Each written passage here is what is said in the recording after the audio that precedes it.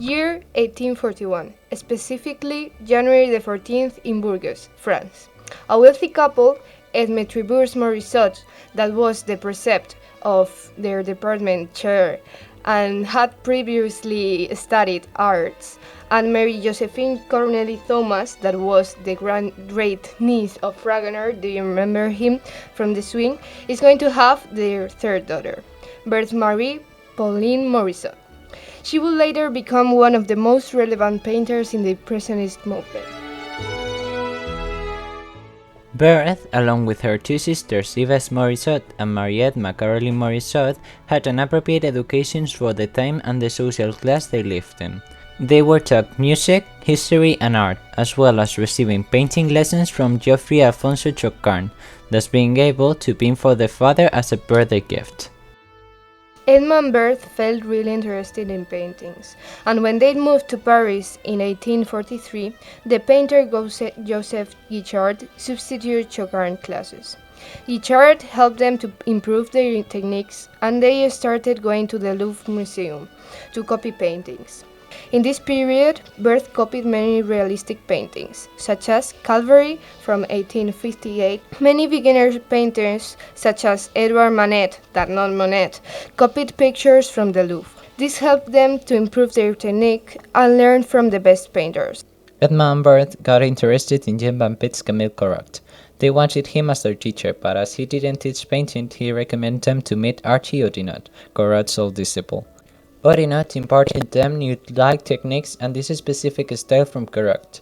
This is when Berthe painted the old track to Avenures and copied the view of Tivoli from Corot, paintings that we consider now from Impressionism. But hold on, what is exactly Impressionism? We have learned about Romanticism or Realism, but not about Impressionism. Well, let me explain.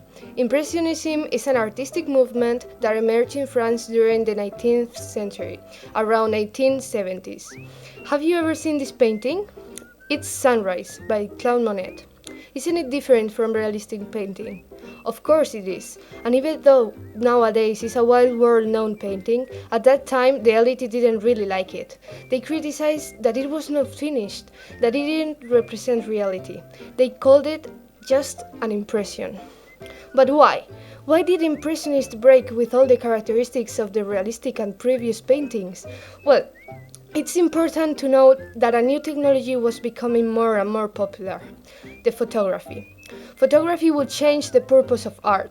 Imagine you were a wealthy gentleman who wanted a portrait of his lovely family. Previously, you would have hired a painter and you would have to wait for weeks until the artwork was finished. And obviously, it would have cost you a lot of money. But then, with this new invention, obtaining a portrait became faster and cheaper, and of course, much more accurate. It became obvious that painting could not compete against photography in terms of speed, price, and technique. Therefore, it became senseless to try to represent reality in paintings. Impressionists realized that and changed their techniques. They would not longer seek for accuracy and perfection, and try to capture what they saw in a different way. For you to remember, Impressionists tried to paint the light and focused on the way colors interact with each other. They were able to capture an exact moment, working quickly but still brilliantly. Therefore, brushwork became rapid and broken. Figures will no longer be well defined, but on purpose, of course. Another invention will also influence this new artistic movement: paint tubes. They enabled painters to transport their tools easier and start working outside, or as French called it, en plein air. Therefore, landscapes became the main subject in Impressionist painting, as well as everyday life scenes. Look at these two artworks. Remember the Gleaners from Millet? And this other one is The Harvest from Camille Pissarro. They both represent the same scene, but they couldn't be more different. Look at the way the second one is focused on the caption of colors, and how different the brush strokes are. Other important representatives of this movement were Auguste Renoir, Monet, Degas, and Pissarro. that exposed their works in the 8 Impressionist exhibitions between 1876 and 1884. Let's go back to Berthe. Manet started being more famous due to the new techniques used in his paintings, like we can see in the painting Olympia from 1863. Both sisters met him and they started having a good relationship with Manet, his mother Eugène Désirée Fournier and his wife Susan Limhouf. Edma took off from painting to marry Adolphe Pontillon and married affairs in 1869. Berthe continued painting and she started going to Manet's studio. As she had already learned all the techniques of the time, she decided to copy Manet's style and change the tones and lights of her paintings. She also started painting people instead of landscapes. Some examples are shown in The Lady at the Window from 1869 and in Portrait of a Woman in a Pink Dress from 1870s. That is her sister. Manet painted her in many of his works, as in The Repose from 1871 and in Berthe Morisot with a Bouquet of Violets in 1872. Berthe married in 1874 with Eugène Manet, Edouard's little brother, and went to live together. Berthe continued using his maiden name, and they had significantly separated lives, considering the time they lived in. In that same year, when Impressionist artworks were rejected from being part of the Salon, a group of painters, such as Degas, decided to create their own gallery, the Impressionist exhibition, and offered Berthe to be part of it. With Pissarro, she was one of the most involved and exposed in the old exhibition, except in the year 1879, when her daughter Julie was born. In 1880, she sent the painting The Lady at a Dance, that was painted in 1875, where it was bought by Giuseppe de Nittis. This picture is a proof of Manet's importance, because brighter colors are full of pink tea and ash-gray nuance, and the brush strokes are given in a way that the spectator can watch them perfectly.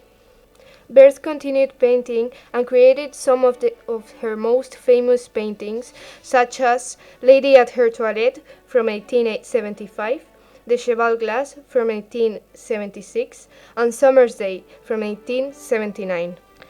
In these paintings, it is clearly shown how Impressionism affected her style. She represented feminist scenes, ladies in deshabillé, and landscapes, using bright tones, mainly white, and developing new experimental techniques. After Manet's death in 1883, Berthe became a closer friend of Renoir, who would later paint her along with her daughter. Around 1885, she changed her color palette. Her paintings weren't so bright anymore, and colors were more saturated. She adopted the Impressionist style like no one, and obtained some features from Claude Monet and Renoir. In 1892, Eugène Manet died and Berthe stayed with his daughter. In this period, the artist continued painting, and taught her daughter the basics of painting. In that same year, Berthe was even able to create her own exhibition in Bousseau and Ballodome Gallery. In it, she exposed red-haired girl sitting on a veranda. Mallarmé recommended to the Luxembourg Museum auctioning The Lady at Dance. It now belonged to Theodore Duret, who bought it when Giuseppe died. Duret accepted the idea, but he imposed a condition. The painting should have an initial value of 4,500 francs, which by the time was a huge amount of money. Thanks to this, Berthe finally received the appreciation she deserved. As all the stories, Berthe's one has an end, and on the 2nd of March of 1895, our main character died due to pneumonia.